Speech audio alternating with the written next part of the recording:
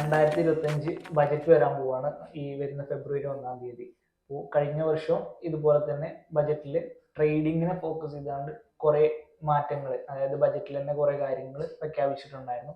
അപ്പോൾ ആ ഒരു സെക്ഷനിൽ, അതായത് ആ ഒരു 2024 ബജറ്റിൽ പ്രഖ്യാപിച്ച കാര്യങ്ങൾ ഏത് രീതിയിലാണ് മാർക്കറ്റിനെ അഫക്റ്റ് ചെയ്തിട്ടുണ്ടായിരുന്നത്, അല്ലെങ്കിൽ ഏത് രീതിയിലായിരുന്നു അതിന്റെ ശേഷം മാർക്കറ്റിന്റെയും അതുപോലെ തന്നെ ട്രേഡ് ചെയ്യുന്ന ആൾക്കാരുടെയൊക്കെ ആ ഒരു മാറ്റം എന്നുള്ളത് ഒന്ന് പറയാമോ? രണ്ട് മൂന്ന് കാര്യങ്ങൾ നമുക്ക് എടുത്തു പറയാൻ പറ്റും. ഒന്നെന്ന് വെച്ചാൽ ഈ ബജറ്റിൻ്റെ ഒരു പ്രത്യേകത ഞാൻ പറയാം. ആദ്യമായിട്ടാണ് ഒരു ശനിയാഴ്ച ബജറ്റ് ഡേയിൽ സ്റ്റോക്ക് മാർക്കറ്റ് വർക്കിംഗ് ആയിട്ട് വരുന്നത്. ശനിയാഴ്ച. സാധാരണ നമുക്ക് പിന്നെ മുഹറത്തെ ട്രേഡിങ്ങിനാണ് എക്സ്ട്രാ എന്നുള്ള രീതിയിൽ കൊടുക്കുന്നത്. ഈവനിങ്ങിന് കുറച്ച് ടൈം. ഈ പ്രാവശ്യം ചെയ്യുന്നുണ്ട്. ആദ്യമായിട്ട് ഫെബ്രുവരി 1-ാം തീയതി ശനിയാഴ്ച വരുന്നത്. അന്ന് എന്ത് ചെയ്യുന്നുണ്ട്? സ്റ്റോക്ക് മാർക്കറ്റ് ഓപ്പൺ ആണ്. ബജറ്റ് ആയതുകൊണ്ട് മാത്രമാണോ? അതെ, അത് ആദ്യമായിട്ടാണ് സംഭവം വരുന്നത്. പിന്നെ ഇപ്പം കഴിഞ്ഞ ഒരു 4-5 വർഷമായിട്ട്, ഇപ്പം കഴിഞ്ഞ 4-5 വർഷമല്ല, കുറച്ച് കാലമായിട്ട് ഫെബ്രുവരി 1-ാം തീയതി എല്ലാ വർഷവും പിന്നെ ബജറ്റ് വരുന്നത്. എല്ലാ വർഷവും വരുന്നത്. അതിൻ്റെ ഇടയിൽ ഇപ്പം ഈ കഴിഞ്ഞ സർക്കാർ ഇറങ്ങുന്ന ആ സമയത്ത് ജൂണിലോ ജൂലൈയിലോ എങ്ങാണ്ട് ബജറ്റ് വന്നിട്ടുണ്ടായിരുന്നു. ആ സമയത്താണ് സത്യത്തിൽ സ്റ്റോക്ക് മാർക്കറ്റിനെ ഇത്രയധികം എഫക്റ്റ് ചെയ്യുന്ന കുറേ ന്യൂസുകൾ വന്നത്. ബജറ്റിന്റെ ഭാഗമായിട്ടാണ്. അപ്പോൾ റീറ്റെയിലേഴ്സ് പിന്നെ മാർക്കറ്റിൽ പൈസ കൊണ്ടേ കളയുന്നുണ്ടെന്നതും, ലോഡ്സസ് കൂട്ടുക എന്നുള്ളതും, പിന്നെ അതേമാതിരി ഒട്ടുമിക്ക ബ്രോക്കേഴ്സൊക്കെ ഡെലിവറിക്ക് ചാർജ് ആക്കിയത്, ഇങ്ങനെയുള്ള കുറേ പിന്നെ സംഭവങ്ങളൊക്കെ ഈ ബജറ്റിന് ശേഷമാണ്. കഴിഞ്ഞ ബജറ്റിന് ശേഷമാണ്. അതന്നെയാണ് കഴിഞ്ഞ ബജറ്റ് ഏറ്റവും വലിയ ഇമ്പാക്ട് ഉണ്ടാക്കിയത്. പിന്നെ സ്റ്റോക്ക് മാർക്കറ്റിനെ സംബന്ധിച്ച് നോക്കുകയാണെങ്കിൽ ഒരുപാട് ആൾക്കാർ സെക്ടർ വൈസിൽ ഇന്ന സെക്ടറിൽ ഏറ്റവും കൂടുതൽ ഫണ്ട് ഇൻവെസ്റ്റ് ചെയ്യാനുള്ള സാധ്യത ഉണ്ടെന്ന് എപ്പോഴും നമ്മൾ ഊഹിക്കാറുണ്ട്. അതിൽ ഏറ്റവും കൂടുതലായിട്ട് പിന്നെ ആൾക്കാർ എക്സ്പെക്ട് ചെയ്തൊരു മേഖലയായിരുന്നു റെയിൽവേ സ്ട്രക്ചർ. വന്ദേ ഭാരത് അല്ല, ഇതിന് മുമ്പത്തെ ബജറ്റില് പിന്നെ ഒരു ബജറ്റില് ഇപ്പം RVNL എന്ന് പറഞ്ഞ സ്റ്റോക്കാണ് നമുക്ക് ആലോചന കിട്ടും. വെറും പിന്നെ 35 രൂപ ഉണ്ടായിരുന്ന സ്റ്റോക്ക് ഏകദേശം 600 വരേക്ക് പോയിട്ടുണ്ടായിരുന്നു. അതിന്റെ റേറ്റ് പോയിട്ടുണ്ടായിരുന്നു. അപ്പോൾ ആ ഒരു സ്റ്റോക്കിന്റെ വില 600-ന് മുകളിൽ പോയിട്ടുണ്ടായിരുന്നു. അപ്പോൾ അത് കരുതിയിട്ട് കഴിഞ്ഞ വർഷത്തെ ആൾക്കാർ എന്ത് ചെയ്തു? കഴിഞ്ഞ വർഷമൊക്കെ പിന്നെ റെയിൽവേക്ക് കൂടുതൽ ഫണ്ട് അലോക്കേറ്റ് ചെയ്യും എന്നുള്ള എക്സ്പെക്ടേഷനിൽ ഒരുപാട് ആൾക്കാർ റെയിൽവേ സ്റ്റോക്സ് വാങ്ങിയിട്ടുണ്ട്. സെക്ടറിൽ IRFC ആയിട്ടും പിന്നെ IRCTC ആയിട്ടും ഒരുപാട് ഇൻവെസ്റ്റ് ചെയ്തിട്ടുണ്ട്. ഏത് സെക്ടറിനാണോ കൂടുതൽ ബജറ്റ് പോകുന്നത് അതിലേക്ക് കൂടുതൽ ഫോക്കസ് ചെയ്യുന്നത്. നോർമലി ഇൻഫ്രാസ്ട്രക്ചർ, പിന്നെ റോഡ്, ഇതിൽ എല്ലാ വർഷവും ഗവൺമെന്റ് കൂടുതൽ ഫണ്ട് ഇൻവെസ്റ്റ് ചെയ്യാനുള്ള സാധ്യത കൂടുതലാണ്. കാരണം ഇൻഫ്രാസ്ട്രക്ചറിൽ അല്ലെങ്കിൽ പിന്നെ കൺസ്ട്രക്ഷൻ മേഖലയിൽ, നിർമ്മാണ മേഖലയിൽ ഫണ്ട് വന്നാലുള്ളൂ ഓവറോൾ ബൂമിങ് ഉണ്ടാവുള്ളൂ. അതായത് നമ്മൾ ഓൾറെഡി ഒരു ഡെവലപ്പിംഗ് ആയിട്ടുള്ള നേഷൻ അല്ലേ, ഇൻഫ്രാസ്ട്രക്ചർ അപ്പോൾ പിന്നെ അതാണ് സാധാരണ ഉണ്ടാവുക. അത് ഏത് ഗവൺമെന്റ് ആട്ടോ, നമ്മുടെ ഗവൺമെന്റ് അല്ല, ഏത് രാജ്യത്തിന്റെ സർക്കാർ ആണെങ്കിലും ചെയ്യുന്ന ഒരു സംഭവം അതാണ്. മെയിൻ ഇമ്പോർട്ടൻസ് ഇൻഫ്രാസ്ട്രക്ചർ ആയിരിക്കും. അപ്പോൾ അതുകൊണ്ട് അത് കഴിഞ്ഞ പ്രാവശ്യം ഇല്ല എന്നുള്ളതുകൊണ്ട് തന്നെ എന്ത് ചെയ്തു? ഒരുപാട് ആൾക്കാർക്ക് ഈ റെയിൽവേ പോലുള്ള സെക്ടറിൽ ഇൻവെസ്റ്റ് ചെയ്ത ആൾക്കാർക്ക് ഒരുപാട് നഷ്ടം വന്നിട്ടുണ്ടാവും. പിന്നെ റെയിൽവേ ഒന്നും പൊന്തിയിട്ടുണ്ടായില്ല. ഓക്കെ, അതായത് അന്നുണ്ടായ ഒരു ബൂമിന്റെ ശേഷം എല്ലാവരും ആ ബൂമ് കഴിഞ്ഞതിന്റെ ശേഷമാണ് എത്തിപ്പെട്ടത്. അതെ, അപ്പം ബൂമ് കഴിഞ്ഞതിന് ശേഷം എന്നല്ല, പിന്നെ ഒരു കാലത്തുണ്ടായി, കഴിഞ്ഞ ബജറ്റിൽ അത് ഉണ്ടായില്ല. കാരണം നമ്മൾ എക്സ്പെക്ട് ചെയ്യുന്ന എന്താണ്, ഇപ്പം ഞാൻ നിങ്ങൾക്ക് ഒരു 1000 രൂപ തരാമെന്നുള്ള ഒരു പിന്നെ എക്സ്പെക്ടേഷൻ നിങ്ങൾക്ക് ഉണ്ടെങ്കിൽ ഞാൻ 999 തന്നാൽ എന്താ സംഭവിക്കാം? നെഗറ്റീവാണ്. നിങ്ങൾ ഉദ്ദേശിച്ചതിന്റെ മുകളിൽ എന്തെങ്കിലും കിട്ടിയാൽ പോസിറ്റീവായിട്ട് മാർക്കറ്റ് എടുക്കുള്ളൂ. അപ്പൊ അതന്നെയാണ് അവിടെ സംഭവിച്ചത്. എന്താണോ മാർക്കറ്റ് എക്സ്പെക്ട് ചെയ്ത് ആ എമൗണ്ട് വന്നില്ല എന്നുള്ളതാണ്. ഓക്കെ, അവര് എക്സ്പെക്ട് ചെയ്ത ഒരു വലിയൊരു ബൂം ഉണ്ടായില്ല അതിന് മുമ്പ് സംഭവിച്ചു. സോ ലാസ്റ്റ് ഇയർ ബഡ്ജറ്റിനെ കുറിച്ച് ഇപ്പോൾ നമ്മൾ സംസാരിച്ചു. ദെൻ ഇനിയിപ്പോൾ ഈ ഒരു ഫെബ്രുവരി 1 ഈ ഒരു മന്ത് ലാസ്റ്റ് ഫെബ്രുവരി 1 നമുക്ക് നെക്സ്റ്റ് ബഡ്ജറ്റ് വരാൻ പോകുന്നു. ഒരു ബൂമിൽ നിൽക്കുന്ന അല്ലെങ്കിൽ ഒരു ഹൈപ്പിൽ നിൽക്കുന്ന സെക്ടേഴ്സ് എന്ന് പറയുന്നത് IT സെക്ടർ ഉണ്ട്, AI അതുപോലെ തന്നെ ബൂമായോണ്ടിരിക്കുന്നുണ്ട്. പിന്നെ അതുപോലെ തന്നെ EV ഇലക്ട്രിക് വെഹിക്കിള്, അതേപോലെ ഗ്രീൻ എനർജി, ഇതെല്ലാതാണ് ഭൂമിയിൽ നിൽക്കുന്നത്. അപ്പൊ ഈ ഒരു ബഡ്ജറ്റ് വരാൻ പോകുന്നതിൽ ഒന്നും കൂടി ഇമ്പോർട്ടൻസ് കൊടുക്കാൻ ആസ് എ ട്രേഡർ നിങ്ങളും അതേപോലെ തന്നെ ബേസിക്കലി ട്രേഡർ എന്ന നിലയിൽ നമ്മൾ എക്സ്പെക്ട് ചെയ്യേണ്ടത് ഈ ഒരു മേഖലകളിൽ ഏതായിരിക്കും? ഇത് ബജറ്റിൽ സാധാരണ നമ്മൾ ആദ്യം പറഞ്ഞ കാര്യമുണ്ട്, ഇൻഫ്രാസ്ട്രക്ചർ, റോഡുകൾ, ഇതാണ് നോർമലി ഏറ്റവും കൂടുതൽ ബജറ്റ് ഇമ്പോർട്ടൻസ് ഉണ്ടാവുക. അത് കഴിഞ്ഞാൽ പിന്നെ ഇനി വരാൻ പോകുന്ന renewable energy, green energy. Renewable energy എന്ന് പറയാം. ഈ വിൻഡ്, സോളാർ, പിന്നെ അങ്ങനത്തെ സംഭവങ്ങൾ, അതേപോലെ EV സെക്ടർ, പിന്നെ ഇതിനൊക്കെ ഇമ്പോർട്ടൻസ് ഉണ്ട്. പക്ഷേ അതിൻ്റെ ഇടയിൽ വേറെ കാര്യങ്ങളുണ്ട്. EVക്ക് സബ്സിഡി നിർത്തുമെന്ന് പറയുന്നുണ്ടായിരുന്നു. അപ്പോൾ അതൊരു നെഗറ്റീവായിട്ടാണ് സത്യത്തിൽ വരാൻ ചാൻസ് കൂടുതൽ. പെട്രോൾ യൂസ് ചെയ്യുന്നതിന് മാറാൻ വേണ്ടിയിട്ടായിരുന്നു അന്ന് അവര് അപ്പോൾ അങ്ങനെ ഒരു പിന്നെ ഇതുകൂടെ ഉണ്ടായതുകൊണ്ട് ചിലപ്പം ആ ഒരു ന്യൂസ് പിന്നെ എങ്ങനെ എഫക്ട് ചെയ്യുമെന്ന് പറയാൻ പറ്റില്ല. ഇനി എന്തെങ്കിലും കൊണ്ടുവരുമെന്ന് അറിയില്ല. അപ്പോൾ ഇതൊക്കെയാണ് സാധാരണ വരുന്നത്. ഇപ്പോൾ ഈ പോസ്റ്റ് പാൻഡമിക്കിൻ്റെ ഈ കൊറോണയ്ക്ക് ശേഷം ഹെൽത്ത് കെയർ ഹോസ്പിറ്റൽ ഇൻഫ്രാസ്ട്രക്ചർ നന്നായിട്ട് ബൂം ചെയ്ത് വരുന്നുണ്ട്. അപ്പോൾ ഇതൊക്കെ പ്രോബിലിറ്റി മാത്രമാണ് എന്ത് ചെയ്യുക ബൂം ചെയ്യാമെന്നുള്ളത്. നമുക്ക് ഉറപ്പിക്കാൻ പറ്റില്ല. കാരണം ബജറ്റിൽ പിന്നെ ചിലപ്പോൾ നമ്മൾ ഉദ്ദേശിച്ച രീതിയിലല്ല ഈ ഫണ്ട് അലോക്കേറ്റ് ചെയ്യുന്നതെന്നുണ്ടെങ്കിൽ മാർക്കറ്റ് നെഗറ്റീവായിട്ട് എടുക്കും. പിന്നെ ഒരു എക്സ്പെക്ട് ചെയ്ത ഒരു സാധനം വന്നിട്ടില്ലാന്നുണ്ടെങ്കിൽ നോർമലി നിങ്ങൾ നേരത്തെ പറഞ്ഞ പോലെ തന്നെ അത് റിവേഴ്സ് ചെയ്യാനുള്ള സാധ്യത കൂടുതലാണ്. പിന്നെ വേറെ കാര്യം വരാനുള്ളതെന്ന് വെച്ച് കഴിഞ്ഞാൽ ഓൾറെഡി മാർക്കറ്റ് നെഗറ്റീവിലാണ് നിൽക്കുന്നത്. താഴോട്ട് വന്നുകൊണ്ടിരിക്കുക. അപ്പോൾ അത് എന്തായാലും മാർക്കറ്റിന്റെ സ്റ്റെബിലിറ്റി അല്ലെങ്കിൽ മാർക്കറ്റ് ഇനി താഴത്തേക്ക് വരാതിരിക്കാൻ വേണ്ടി ഗവൺമെന്റിന്റെ ഭാഗത്ത് എന്തായാലും കുറച്ച് പ്രിക്കോഷൻസ് എന്തായാലും എടുക്കണ്ടാവും. തീർച്ചയായും. അതെന്താണ് എന്നുള്ളത് മാത്രമാണ് നമുക്ക് കാത്തിരിക്കാനുള്ളത്. എന്താണെന്നുള്ളത്. കാരണം മാർക്കറ്റ് സ്റ്റേബിൾ ആയിട്ട് നിന്നിട്ടില്ല എന്നുണ്ടെങ്കിൽ ഫോറിനേഴ്സും പിന്നെ പോയിക്കൊണ്ടിരിക്കുകയാണ് FIs ഒക്കെ. അപ്പോൾ അവരൊക്കെ പിടിച്ചു നിർത്താനുള്ള എന്തെങ്കിലും ഒരു സംഭവം ഈ ഒരു ബജറ്റിൽ ഉണ്ടാവണം. അപ്പോൾ അത് മാർക്കറ്റ് പോസിറ്റീവായിട്ട് എടുക്കും എന്നുള്ളതും നമ്മൾ എക്സ്പെക്ട് ചെയ്യുന്നത്. താഴത്തോട്ട് വന്നുകൊണ്ടിരിക്കുന്ന മാർക്കറ്റിനെ ഈ ഒരു ബജറ്റിന്റെ ശേഷം അത് ഭൂമി കിട്ടും തന്നെയാണ് നമ്മൾ എക്സ്പെക്ട് ചെയ്യുന്നത്. അതിനുള്ള എന്തെങ്കിലും ഒന്ന് അവർ കരുതി വെച്ചിട്ടുണ്ടാവും. അത് കരുതിയിട്ടില്ല എന്നുണ്ടെങ്കിൽ അല്ലെങ്കിൽ ആ എക്സ്പെക്ടേഷന്റെ പിന്നെ ലെവലിലേക്ക് എത്തിയിട്ടില്ല എന്നുണ്ടെങ്കിൽ മാർക്കറ്റ് ഇനിയും നന്നായിട്ട് എന്ത് ചെയ്യും ഫോൾ വരാനുള്ള ചാൻസ് കൂടുതലാണ്. അപ്പോൾ സാർ പറഞ്ഞു വരുന്നതെന്ന് പറഞ്ഞാൽ ഇപ്പോൾ നോർമലി ഈ ഹൈപ്പിൽ നിൽക്കുന്ന സെക്ടേഴ്സിൽ അത് നോർമലി ഉള്ള മൂവ്മെന്റ് തന്നെ. അത് പിന്നെ ബഡ്ജറ്റിന് ഏത് രീതിയിൽ അലോക്കേറ്റ് ചെയ്യുന്നതാണ് ഇമ്പോർട്ടൻസ്. അപ്പോൾ എന്നൊക്കെ പറഞ്ഞാൽ ഇനിയിപ്പോൾ പിന്നെ ഈ നമ്മുടെ ഡോളറും ഇന്ത്യൻ റുപ്പി തമ്മിൽ വിനിമയത്തിൽ മാറ്റം വന്നപ്പോൾ തന്നെ എന്ത് ചെയ്തു IT കമ്പനികൾക്ക് നന്നായിട്ടത് പിന്നെ ബൂമിങ് തന്നെയാണ്. കാരണം അവർക്കുള്ള ഒട്ടുമിക്ക അവർ വർക്ക് ചെയ്യുന്നതൊക്കെ പുറത്തുള്ള കമ്പനികൾക്ക് ആയതുകൊണ്ട് അത് അവിടെ നിന്ന് ഇങ്ങോട്ട് പിന്നെ അതായതുകൊണ്ട് അവർക്കാണ് മെച്ചം കൂടുതലുള്ളത്. അപ്പോൾ അതെന്തായാലും ഓൾറെഡി ഇപ്പം കയറി നിൽക്കുന്നുണ്ട്. പക്ഷെ ഇതിൻ്റെ ഒരു നെഗറ്റീവ് വശമുണ്ട്. നമ്മൾ ഇറക്കുമതി ചെയ്യുന്ന എല്ലാ സാധനത്തിനും എന്ത് ചെയ്യും വില കൂടും. പെട്രോളിയം പ്രൊഡക്ട്സ്, ഇലക്ട്രോണിക് പ്രൊഡക്ട്സ്, ഇങ്ങനത്തെയുള്ള ഒട്ടുമിക്ക എല്ലാ സംഭവത്തിനും പണപ്പെരുപ്പം പോലെയല്ലേ വാല്യൂ കുറഞ്ഞുകൊണ്ടിരിക്കുമ്പോൾ അതുകൊണ്ട് അപ്പോൾ രണ്ടും നമ്മൾ എന്ത് ചെയ്യണം ഇപ്പോഴത്തെ കണ്ടീഷനിൽ നമ്മൾ കമ്പയർ ചെയ്യണം. കാരണം ഒരു വശത്ത് പിന്നെ എന്ത് ചെയ്യുന്നത് രൂപയുടെ മൂല്യം ഇടിയുന്നുണ്ട്. അതോടുകൂടി IT സെക്ടർ കയറുന്നുണ്ട്. പിന്നെ IT സെക്ടർക്ക് അത് ഗുണമാണ്. എക്സ്പോർട്ട് ചെയ്യുന്ന എല്ലാവർക്കും ഗുണമാണ്. എക്സ്പോർട്ടിംഗ് ബിസിനസ് ചെയ്യുന്ന എല്ലാവർക്കും ഗുണമാണ്. പിന്നെ അത് ഗുണത്തിൽ വരിക ഡോളറിൽ നടക്കുന്ന വിനിമയത്തിന് എസ്പെഷ്യലി ബെനിഫിറ്റ് ആണ്. ഇമ്പോർട്ട് ചെയ്യുന്നവരെ സംബന്ധിച്ചിടത്തോളം അത് ഓപ്പോസിറ്റും വരും. അതാണ് ഇതിന്റെ ഏറ്റവും വലിയ നെഗറ്റീവും പോസിറ്റീവും കണ്ടത്. അപ്പോൾ അത് ഗവൺമെന്റ് എന്തായാലും ഇതിനെ ഒരു പിന്നെ കൺട്രോൾ ചെയ്യാൻ വേണ്ടി എന്തെങ്കിലുമൊക്കെ ചെയ്യണം. ചെയ്യുകയും ചെയ്യും. അത് നമ്മൾ എങ്ങനെ എടുക്കുന്നു എന്നുള്ളത് മാത്രമേ വിഷയമുള്ളൂ. മാർക്കറ്റ് എങ്ങനെ എടുക്കുന്നുള്ളത് നമ്മൾ നല്ല മാർക്കറ്റ് എങ്ങനെ എടുക്കും. അത് ഓരോ ഇപ്പോൾ എക്സ്പെക്ട് ചെയ്യുന്നത് എങ്ങനെയാണെന്നുള്ളതും അതുപോലെ റിസൾട്ട് എങ്ങനെയാണെന്നുള്ളതും കഴിഞ്ഞതിന് ശേഷം തന്നെ പറയാൻ പറ്റുള്ളൂ. അതേ ഉള്ളൂ. അത് മാർക്കറ്റ് എങ്ങനെ എടുക്കും എന്ന് നോക്കിയിട്ടായിരിക്കും ബാക്കി എല്ലാ മൂവ്മെന്റും. നെക്സ്റ്റ് ബജറ്റ് വരുന്ന ടൈമിൽ റീറ്റെയിൽ ട്രേഡേഴ്സ് അതുപോലെ തന്നെ റീറ്റെയിൽ ഇൻവെസ്റ്റേഴ്സ് ഇവരൊക്കെ ഏത് രീതിയിലാണ് ഈ ഒരു ബജറ്റ് അല്ലെങ്കിൽ ബജറ്റിൽ അലോക്കേറ്റ് ചെയ്യുന്ന ടാക്സിന്റെ ആ ഒരു മാറ്റങ്ങളിൽ ഏത് രീതിയിലാണ് ഈ ഒരു റീറ്റെയിലേഴ്സിനെ ബാധിക്കാൻ പോകുന്നത് എന്നുള്ളത്.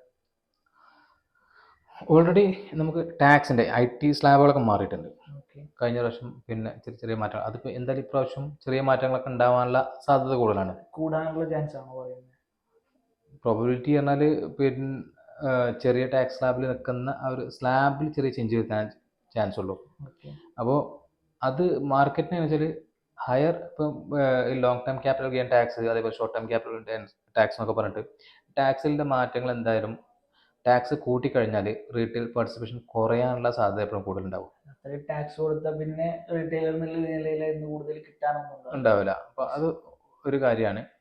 പിന്നെ രണ്ടാമത്തെ കാര്യം ടാക്സ് കുറയ്ക്കുകയാണെങ്കിൽ അത് പാർട്ടിസിപ്പേഷൻ ചിലപ്പോൾ കൂടാനുള്ള ഒരു കാരണം റീറ്റെയിലേഴ്സിൻ്റെ ആണ്. ബാക്കിയുള്ള ആൾക്കാർക്ക് കാര്യമായിട്ട് ചേഞ്ച് ഒന്നും വരാനുള്ള സാധ്യതകളൊന്നുമില്ല. ഇപ്പം നമുക്ക് ഇപ്പം ഇങ്ങനെ പറയുകയാണെങ്കിൽ ഇപ്പം F&Oയിൽ കഴിഞ്ഞ ബജറ്റിന് ശേഷം ടാക്സ് കൂടി. അപ്പോൾ ഓട്ടോമാറ്റിക്കലി ടാക്സ് കൂടി. അപ്പോൾ കുറച്ച് ഭാഗം എന്ത് ചെയ്തു കുറച്ച് പേര് മാറുന്നുണ്ടാവും. റീറ്റെയിലേഴ്സ് മാറി. കാരണം പുതിയ ആൾക്കാർ വരുന്ന ആൾക്കാരും കുറേശ്ശെ പിന്നെ കൺട്രോൾ ചെയ്യാൻ തുടങ്ങി. പിന്നെ വരാണ്ടിരിക്കാൻ തുടങ്ങി. അപ്പോൾ ഇതിൻ്റെ കൂടെ ഒരു ലോഡ് സൈസ് കൂടുക എന്നുള്ള അല്ലെങ്കിൽ പിന്നെ എന്താ പറയുക ലോഡ് സൈസ് കൂടി എന്നുള്ളതും എക്സ്പയറികൾ മാറി എന്നുള്ളതൊക്കെ കാരണമാണ് പിന്നെ ഓൾറെഡി മാർക്കറ്റിൽ പാർട്ടിസിപ്പേഷൻ കുറവാണ് ഇപ്പോൾ.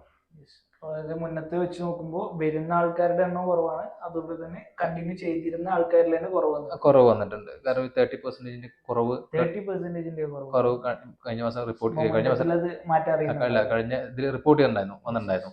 സിബി പറഞ്ഞ കാര്യമാണ്, NSE ഒക്കെ റിപ്പോർട്ട് അനുസരിച്ച് വന്നിട്ടുണ്ടായിരുന്നു. അപ്പോൾ ഇനി ഒരു ഹൈക്കും കൂടെ ഉണ്ടായിട്ടുണ്ടെങ്കിൽ ഇനിയും കുറയാനുള്ള സാധ്യതയാണ് അപ്പോൾ ഉണ്ടാവുക. റീറ്റെയിലേഴ്സിന്റെ കൗണ്ട് ഒന്നുകൂടെ കുറയും. കാരണം ഓൾറെഡി നേരത്തെ പറഞ്ഞ പോലെ സാമ്പത്തിക മാന്ദ്യം, അതിൻ്റെ പോലെ ടാക്സ് കൂടുക എന്ന് പറയുമ്പോൾ ആൾക്കാർ ഓട്ടോമാറ്റിക്കായിട്ട് ഫോറക്സ് മാറി ചിന്തിക്കും എന്നുള്ളതാണ്. ഒന്നും കൂടി അവിടെ ഒരു ഓപ്പർച്യൂണിറ്റി ഉണ്ട് എന്നുള്ളൊരു തോന്നൽ ആൾക്കാർക്ക് സ്വാഭാവികമായിട്ടും മറ്റുള്ള മേഖലയ്ക്ക് മാറി ചിന്തിച്ചു തുടങ്ങും. അവർക്കത് ചെയ്യാണ്ടിരിക്കുന്നതായിരിക്കും ബെറ്റർ. അതായത് ഒരു ടാക്സ് ഇപ്പൊ പോകുന്ന നിലയിലാണെന്നുണ്ടെങ്കിൽ കുഴപ്പമുണ്ടാവില്ല. ഈ ഒരു റീറ്റെയിലേഴ്സ് ഇപ്പോൾ ബൾക്കായിട്ട് മാറി നിൽക്കുകയാണെന്നുണ്ടെങ്കിൽ അത് ഏത് രീതിയിലായിരിക്കും മാർക്കറ്റിനെ അഫക്ട് ചെയ്യുന്നുണ്ടാവും? വോളിയം കുറയും മാർക്കറ്റിൽ, വലിയ മൂവ്മെന്റ്സ് നമുക്ക് കിട്ടാതായി തുടങ്ങും. അങ്ങനെയല്ല, നമുക്ക് സാധാരണ നമ്മളൊരു മാർക്കറ്റ് ഒരു ഓർഡർ പ്ലേസ് ചെയ്യുന്ന സമയത്ത് അത് പിന്നെ ഏത് വിലക്കാണോ സെല് ചെയ്യാൻ ആൾ തയ്യാറാണെങ്കിൽ ആ വിലക്ക് നമുക്ക് മേടിക്കാൻ പറ്റുള്ളൂ. മാർക്കറ്റിൽ വോളിയം കുറയാ അല്ലെങ്കിൽ ലിക്വിഡിറ്റി കുറയാന്ന് പറഞ്ഞു കഴിഞ്ഞാൽ വിൽക്കുന്ന വിലയും വാങ്ങുന്ന വിലയും തമ്മിൽ ചെറിയ മാറ്റം ഉണ്ടാവും. ഇപ്പം അത് വളരെ ചെറിയ മാറ്റം ഉണ്ടാവുള്ളൂ. ആള് കുറയുന്നതനുസരിച്ച് എന്ത് മാറ്റം, ആ ഒരു റേഷ്യോയിൽ മാറ്റം വരും നന്നായിട്ട്. അതൊരു പ്രശ്നമാണ്. രണ്ട്, നമ്മുടെ മാർക്കറ്റിന്റെ ഏറ്റവും വലിയ പ്രത്യേകത ഇത്രയധികം വോളിയം അല്ലെങ്കിൽ ലിക്വിഡിറ്റി എന്നാണ്. അത്രയും ആൾക്കാരുണ്ടാവും നമ്മുടെ മാർക്കറ്റിന്റെ പ്രത്യേകത. ഇപ്പൊ NSE പിന്നെ NSE റെക്കഗ്നിഷൻ കിട്ടിയ കാര്യം കൂടി അതൊക്കെയാണ്. അതൊക്കെ കുറേന്ന് പറയുമ്പോൾ തന്നെ അത് നെഗറ്റീവ് ആയിട്ടല്ലേ വരിക. തീർച്ചയായും. അപ്പൊ അങ്ങനെ പ്രശ്നം കൂടി ഇതിലുണ്ട്. ഈ റീറ്റെയിലേഴ്സ് മാറുന്ന ഒരു സാഹചര്യത്തിൽ ഫോറിൻ ഇൻസ്റ്റിറ്റ്യൂഷൻസ് ഒക്കെ അതായത് ആ രീതിയിലൊക്കെ ബാധിക്കാനുള്ള അവരെ മാറ്റി നിർത്താനുള്ള സാധ്യത വരുന്നുണ്ട്. അവരെ മാറ്റി നിർത്താൻ നിലവിൽ ചാൻസ് ഇല്ല. പക്ഷെ അവർ ഓൾറെഡി മാറിക്കൊണ്ടിരിക്കുകയാണ്. പക്ഷെ അതിന്റെ കൂടെ ഇതും കൂടെ ആകുമ്പോൾ അതിനൊരു സ്പീഡ് കൂടും. മാർക്കറ്റ് തകർച്ചക്ക് വലിയൊരു കാരണമായിരുന്നു. ഈ ഒരു ബഡ്ജറ്റിന്റെ ശേഷം നമ്മൾ ഏത് സെക്ടേഴ്സിലാണ് ഒന്നും കൂടി കൂടുതൽ ഫോക്കസ് ചെയ്യണം എന്നുള്ളത് നിങ്ങൾ ആസ് എ ട്രേഡർ സർ ഉദ്ദേശിക്കുന്നത്? ഇൻഫ്രാസ്ട്രക്ചറും പിന്നെ റോഡും വരികയാണെങ്കിൽ സിമെന്റ്, സ്റ്റീല് സ്വാഭാവികമായിട്ടും കയറാൻ ചാൻസ് ഉള്ള രണ്ട് മേഖല. സ്റ്റീല്, സിമെന്റ്, ആ ഒരു ഏരിയ കൺസ്ട്രക്ഷൻ യൂസ് ചെയ്യുന്ന കൺസ്ട്രക്ഷൻ മെറ്റീരിയൽസ്. ഓക്കെ. രണ്ടാമത് റിന്യൂവബിൾ എനർജി, അതായത് സോളാർ ആവാം, വിൻഡ് ആവാം, അതല്ലെങ്കിൽ EV ആവാം. പിന്നെ ഈ ഒരു മേഖല. പിന്നെ ഹെൽത്ത് കെയർ. അത് പിന്നെ ഏതൊക്കെ വെച്ചാൽ അത് ഇൻഷുറൻസ് കമ്പനികൾ. പിന്നെ ഇതുപോലെ ഇപ്പം ട്രെൻഡിങ് ശരിക്ക് ഫിനാൻസ് ആണ്. പക്ഷെ അത് എനിക്ക് ധൈര്യം കുറച്ച് കുറവായതുകൊണ്ട് പിന്നെ അതൊക്കെ പേഴ്സണലി ധൈര്യം കുറവായതുകൊണ്ട് ഞാൻ ഫിനാൻസ് മേഖലയിൽ എന്തായാലും ഇൻവെസ്റ്റ്മെന്റ് ഇപ്പോൾ പോകാൻ ചാൻസ് ഇല്ല. പിന്നെ ഉള്ളത് പിന്നെ എന്താ പറയുക, ഈ കൺസ്ട്രക്ഷൻ കമ്പനികൾ. റിയൽ എസ്റ്റേറ്റ് അല്ല, കൺസ്ട്രക്ഷൻ പിന്നെ ചെയ്യുന്ന L&T പോലെയുള്ള സ്റ്റോക്ക് പറയല്ല, അതേപോലുള്ള കമ്പനികൾ. ഇപ്പം ഓട്ടോമാറ്റിക്കായിട്ട് പിന്നെ ഇങ്ങനത്തെ മേഖലയ്ക്ക് ഫണ്ട് വരുമ്പോൾ അവരായിരിക്കും കൂടുതൽ വർക്ക് ഉണ്ടാകുന്നത്, ഇതുണ്ടാവാൻ ചാൻസ് ഉള്ളത്. പിന്നെ ഇപ്രാവശ്യം റെയിൽവേക്ക് കുറച്ചും കൂടെ ഫണ്ട് അതേപോലെ വരുമെന്ന് വിചാരിക്കുന്നുണ്ട്. റെയിൽവേ, അതേപോലെ പോർട്ടുകൾ, പിന്നെ ഡിഫൻസ്. അപ്പോൾ ഇതൊക്കെ ഇപ്രാവശ്യം പിന്നെ കയറാനുള്ള ഒരു സാധ്യത കാണുന്നുണ്ട്. പിന്നെ ഓൾറെഡി പിന്നെ AI പിന്നെ ഇതിന്റെ കാരണം കൊണ്ട് IT കയറി നിൽക്കുന്നതുകൊണ്ടാണ് IT എന്ന് പറയാത്തത്, സ്പെഷ്യലി എടുത്ത് പറയാത്തത്. ഓൾറെഡി കുറച്ച് കാലമായിട്ട് പിന്നെ ഭൂമിയിൽ നിൽക്കുന്ന ഒരു സെക്ടർ ആയിരുന്നു. കാരണം ഡിഫൻസും ബാക്കിലൊക്കെ അത്യാവശ്യം നന്നായിട്ട് ഇടിഞ്ഞു വന്നതാണ്, ഈ ഒരു ക്രാഷിൽ ഇടിഞ്ഞു വന്നതാണ്. അപ്പോൾ അത് ഇനി കൂടുതൽ താഴെ വരില്ല എന്നുള്ളതുകൊണ്ടാണ് അതെടുത്ത് പറയുന്നത്. അപ്പോൾ നമ്മൾ ഒരു ഇൻവെസ്റ്റ്മെന്റ് പിന്നെ പർപ്പസിലാണല്ലോ കാണുന്നത്. അപ്പോൾ ഇന്ന മേഖലകൾ നമുക്ക് പറയാൻ പറ്റും. അതിലും പിന്നെ നമ്മൾ നന്നായിട്ട് ഇടിഞ്ഞു വന്ന കമ്പനികളായിരിക്കും ഒന്നും കൂടി ഞാൻ ഫോക്കസ് ചെയ്യുന്നുണ്ടാവുക. ഒരിക്കലും ഓൾറെഡി മൂവ് ചെയ്ത കമ്പനികൾ അല്ലെങ്കിൽ ഇപ്പോൾ മൂവ്മെന്റിലെ കമ്പനികൾ ഒഴിവാക്കിയിട്ട് ഓൾറെഡി ഹൈപ്പിൽ നിൽക്കുന്നത് പിന്നീട് നമുക്ക് അതിൽ എക്സ്പെക്ട് ചെയ്യാൻ പറ്റുന്ന ഒരു ലിമിറ്റ് ഉണ്ടല്ലോ അല്ലേ. മാക്സിമം പിന്നെ ഫണ്ടമെന്റലി സ്ട്രോങ് ആയിട്ടുള്ള കമ്പനികളിൽ ഞാൻ ശരിക്കും പിന്നെ ബജറ്റ് ഓറിയന്റഡ് ട്രേഡുകൾ ഞാൻ പൊതുവെ പ്ലാൻ ചെയ്യാറില്ല. കാരണം അത് ചിലപ്പോൾ ഒരു കഴിഞ്ഞ പ്രാവശ്യം പിന്നെ റെയിൽവേയുടെ കാര്യം പറഞ്ഞ പോലെ ചിലപ്പോൾ എന്ത് ചെയ്യാം, എക്സ്പെക്ടേഷൻ ഒത്ത് കിട്ടിക്കോളണമെന്നില്ല. പിന്നെ ആകെയുള്ള ഇപ്പോഴും ഒരു പ്രതീക്ഷ എന്ന് പറയുന്നത് നിർമ്മാണ മേഖലയിൽ ഫണ്ട് വരും എന്നുള്ളതാണ്. അത് വന്നാലേ ടോട്ടൽ ക്യാഷ് ഫ്ലോ ഉണ്ടാവുള്ളൂ. അത്രയും വൈഡ് ആയിട്ടുള്ള ഒരു സെക്ടർ ആയതുകൊണ്ടും കൂടെ. പിന്നെ ഈ ടാക്സ് GST ചെറിയ മാറ്റങ്ങൾ ഉണ്ടാവാനുള്ള സാധ്യത ഉണ്ട് എന്നുള്ളതുകൊണ്ട് പിന്നെ അത് അനുകൂലമായിട്ട് വരുന്ന കമ്പനികൾ ഉണ്ടെങ്കിൽ അതൊരു പോസിബിലിറ്റി ആണ്. അപ്പോൾ അങ്ങനത്തെ കുറച്ച് പിന്നെ ഇതുണ്ട്. അപ്പോൾ അതിൽ ഏറ്റവും നല്ല പിന്നെ എന്ന് പറഞ്ഞു കഴിഞ്ഞാൽ എല്ലാത്തിലും പിന്നെ ചെറിയ റിസ്ക് വെച്ച് ട്രേഡ് ചെയ്യുക, ഒരു ബാലൻസ്ഡ് പോർട്ട്ഫോളിയോ ആക്കാൻ നോക്കുക എന്നുള്ളതാണ്. ഒരു സെക്ടർ മാത്രം ഫോക്കസ് ചെയ്യാതെ ഇതുപോലെ നമ്മൾ എക്സ്പെക്ട് ചെയ്യുന്ന എല്ലാ സെക്ടറിലും സ്പ്ലിറ്റ് ചെയ്ത് ഇൻവെസ്റ്റ് ചെയ്യുക എന്നുള്ളതാണ്. അങ്ങനെ ആകുമ്പോൾ ഇനിയിപ്പോൾ 1-2 സെക്ടറിൽ നമ്മൾ ഉദ്ദേശിച്ച ലെവലിൽ മാർക്കറ്റ് മൂവ് ചെയ്തിട്ടില്ലെങ്കിലും അപ്പുറത്ത് നമുക്കത് ബാലൻസ് ചെയ്യാൻ പറ്റും. അതേ ചെയ്യാൻ പറ്റുള്ളൂ. സോ ശനിയാഴ്ച ബഡ്ജറ്റ് വരുന്നു. സാർ തുടക്കത്തിൽ പറഞ്ഞ പോലെ തന്നെ നമുക്ക് ആ ഒരു ദിവസം ആദ്യമായിട്ട് ട്രേഡ് ചെയ്യാനുള്ള ഒരു ഓപ്പർച്യൂണിറ്റി, മാർക്കറ്റ് ഓപ്പൺ ആണ്.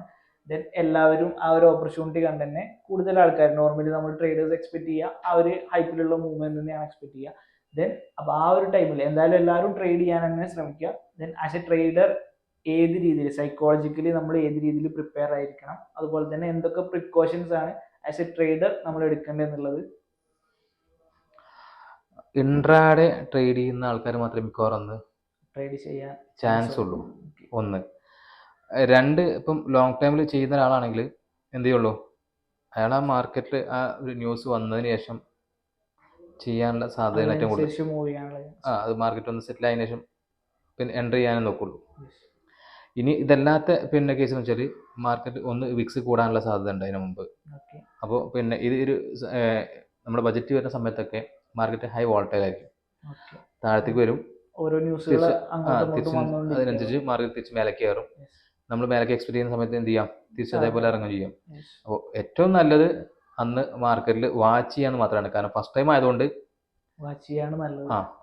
വെയിറ്റ് ആൻഡ് വാച്ച് എന്നുള്ള കൺസെപ്റ്റ്. പിന്നെ കാരണം മാർക്കറ്റ് എൻ്റർ ചെയ്യാതിരിക്കുക, ട്രേഡ് ചെയ്യാതിരിക്കുക, ഹൈലി വോളറ്റൈൽ ആവും. അപ്പോൾ അവിടെ നമ്മൾ ട്രേഡ് ചെയ്യാതിരിക്കുക എന്നുള്ളതാണ്. എന്നിട്ട് മാർക്കറ്റിൽ ഈ ഒരു വർഷത്തെ പിന്നെ ബജറ്റ് എങ്ങനെ മാർക്കറ്റ് മൂവ് ചെയ്യുന്നത് നമുക്കൊരു ഐഡിയ ഉണ്ടാക്കാൻ പറ്റും. അതിന് മുമ്പ് നമുക്ക് കണ്ടിട്ടുണ്ടെങ്കിൽ അറിയാൻ പറ്റും നമുക്കിത് ഇങ്ങനെയാണ് മാർക്കറ്റ് മൂവ് ചെയ്യുന്നത്, അല്ലെങ്കിൽ ഇത്ര പോയിന്റ് ഒക്കെ മൂവ് ചെയ്യുന്നുണ്ട്, ഇത്ര പെർസെൻറ്റേജ് മൂവ് ചെയ്യുന്നുണ്ട്, അത് പിന്നെ ഇങ്ങനെ മൂവ് ചെയ്താൽ എന്ത് സംഭവിക്കുന്നുണ്ട്, വിക്സ് എത്ര പെർസെൻറ്റേജ് ക്രാഷ് വരുന്നുണ്ട് എന്നുള്ളത് നമുക്ക് കാണാൻ പറ്റും. നമുക്ക് പ്രീവിയസ് ആയിട്ട് ഒരു എക്സ്പീരിയൻസ് ഇതിൽ ആർക്കും ഇല്ല.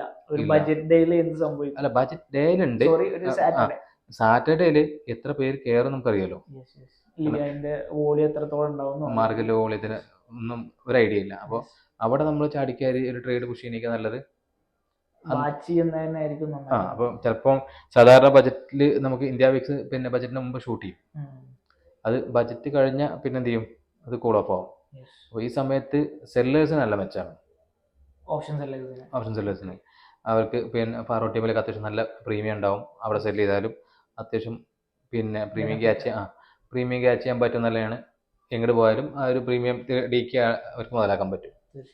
അതല്ലാത്ത ആൾക്കാരൊക്കെ മാക്സിമം വിട്ട് നിൽക്കും. അതും സെല്ലേഴ്സും തന്നെ ബജറ്റ് ചെയ്യുന്നത് ഒട്ടുമിക്ക ആൾക്കാരും ബജറ്റിന് മുമ്പായിട്ട് പൊസിഷൻസ് ക്ലിയർ ചെയ്തിരിക്കുന്ന ആൾക്കാരാണ്, സെല്ലേഴ്സ് തന്നെ. അപ്പോൾ അവിടെ പോയിട്ട് പിന്നെ നമ്മൾ റീറ്റെയിലറുകളെ നമ്മൾ പോയിട്ട് അവിടെ തല വെക്കുമ്പോൾ അതിൻ്റെ റിസ്ക് ഹെവിയാണ്. എപ്പോഴും നമ്മൾ കാണാത്തൊരു മാർക്കറ്റ് കണ്ടീഷൻ ആണെങ്കിൽ നമ്മൾ ആദ്യം അതറിയണം. അതാണ് ഫസ്റ്റ് പ്രിഫറൻസ്. 2 മാർക്കറ്റിൻ്റെ ഒരു മൂവ്മെന്റിനെ കുറിച്ച് നമുക്ക് ഐഡിയ കിട്ടുകയാണ്, ഒരു പ്രോപ്പർ റിസ്ക് വെച്ച് ട്രേഡ് ചെയ്യാൻ പറ്റുമെന്നുണ്ടെങ്കിൽ എന്ത് ചെയ്യാം, നമുക്ക് ഇൻട്രാഡേ പ്ലാൻ ചെയ്യാം. അതല്ലാത്ത ട്രേഡ് ചെയ്യാൻ പാടില്ല. ഞാൻ വെച്ചാൽ മാക്സിമം ട്രേഡ് ചെയ്യാനുള്ള സാധ്യത കുറവാണ്. മാർക്കറ്റ് നോക്കും, കാരണം ഞാൻ ഈ മുഹറത്തെ ട്രേഡിങ് വരുന്ന സമയത്ത് മാർക്കറ്റിൽ കയറാറുണ്ട്, ട്രേഡ് ചെയ്യില്ല, വാച്ച് ചെയ്യാൻ വേണ്ടി അവർ 1 hour കയറിയിരിക്കും. സാധാരണ എപ്പോഴും കാണാറ് ചെറിയൊരു ഗ്യാപ്പിൽ ഓപ്പൺ ചെയ്യും, മാർക്കറ്റ് അവിടെ നിന്ന് തീരും, സൈഡ് വൈസ് തീരും. ഇതാണ് ഉണ്ടാവാറുള്ളത്. അപ്പോൾ അവിടെയും പിന്നെ മുതലാക്കുക, അത് നോർത്തിൽ അല്ലെങ്കിൽ പിന്നെ ഇവർക്ക് പിന്നെ ആ സമയത്ത് വാങ്ങുന്ന നല്ല സ്റ്റോക്കുകൾ വാങ്ങുന്നത് നല്ലതാണ് എന്നുള്ള അപ്പോൾ ഇവിടെ നമുക്ക് അങ്ങനത്തെ ഒരു സംഭവങ്ങളില്ല. അല്ല, ബജറ്റിന് അങ്ങനെ ഒരു സംഭവമില്ലല്ലോ, ഒരു സംഭവമില്ല. അപ്പോൾ ഒട്ടുമിക്ക റീറ്റെയിലേഴ്സ് എന്തായാലും ഇങ്ങനെ സംഭവമൊന്നും ഇല്ലാത്തതുകൊണ്ട് ആരും കയറി നോക്കിയില്ല. പിന്നെ ഈ പറയുന്ന വോളറ്റാലിറ്റി ഉണ്ടാകും എന്നറിയാവുന്ന, പിന്നെ എന്താ പറയുക, റിസ്ക് ആണെന്ന് അറിയാവുന്ന ആൾക്കാർക്ക് മാർക്കറ്റ് മാറി നിൽക്കും. അപ്പോൾ ഇങ്ങനത്തെ പിന്നെ സംഭവം ഉണ്ട്. പിന്നെ ഇപ്പോൾ ആരെങ്കിലും പൊസിഷൻസ് ക്ലോസ് ചെയ്യാനുണ്ടെങ്കിൽ മാത്രമേ അവരെന്ത് ചെയ്യുള്ളൂ, അത് വാച്ച് ചെയ്യുള്ളൂ. അഗേൻസ്റ്റ് മാർക്കറ്റ് പോകുന്നുണ്ടെങ്കിൽ ക്ലോസ് ചെയ്യാമെന്നോ അല്ലെങ്കിൽ വല്ല അഡ്ജസ്റ്റ്മെന്റ് ട്രേഡും ചെയ്യാമെന്നുള്ള ഒരു കൺസെപ്റ്റിൽ വരുന്ന ആൾക്കാരുണ്ടെങ്കിൽ തന്നെ ഉണ്ടാവുള്ളൂ. അപ്പോൾ ഞാൻ എക്സ്പെക്ട് ചെയ്യുന്നത് വോളിയം കുറവായിരിക്കും, ലിക്വിഡിറ്റി ഉണ്ടാവാൻ ചാൻസ് കുറവാണ്, റീറ്റെയിൽ പാർട്ടിസിപ്പേഷൻ വളരെ കുറവായിരിക്കും, പിന്നെ മാർക്കറ്റിൽ ഹൈ വോളറ്റൈൽ ആയിരിക്കും. ഹൈലി വോൾട്ടേറ്റിംഗ് ആവും. സാധാരണ ബജറ്റ് പോലെ തന്നെ ഹൈ വോളറ്റൈൽ ആവും. അപ്പോൾ ഇങ്ങനത്തെ കാരണം കൊണ്ടൊക്കെ ഞാൻ വിട്ടു നിൽക്കുന്നു എന്നുള്ളതാണ് പേഴ്സണൽ ചോയ്സ്. അതാണ് പേഴ്സണൽ ചോയ്സ്. മാർക്കറ്റ് വാച്ച് ചെയ്യും എന്തായാലും ചെയ്യുന്നത് പോലെ. തീർച്ചയായും. അപ്പോൾ ഇതന്നെ ആയിരിക്കണം ഒട്ടുമിക്ക ആൾക്കാരുടെയും ചിന്ത എന്നുള്ളതാണ്. കൂടുതൽ ആൾക്കാർ തന്നെയാണ് ചെയ്യാൻ ചാൻസ് കൂടുതലതായിരിക്കും. വെറുതെ ഒരു ദിവസം എന്നുള്ള രീതിയിൽ റിസ്ക് എടുക്കേണ്ട ആവശ്യം വരുന്നില്ല. പിന്നെ വെച്ചാൽ വേറെ കാര്യം കൂടെ തന്നെ അപ്പുറത്തുണ്ട്. അന്ന് ഒരു ലീവുള്ള ദിവസമാണെങ്കിൽ മേ ബി കൂടാനുള്ള ചാൻസ് വാച്ച് ചെയ്യുന്ന ആൾക്കാരുടെ എണ്ണം കൂടാൻ ചാൻസ് ഉണ്ട്, മാർക്കറ്റ് ട്രേഡ് ചെയ്തിട്ടില്ലെങ്കിലും. ഓക്കെ.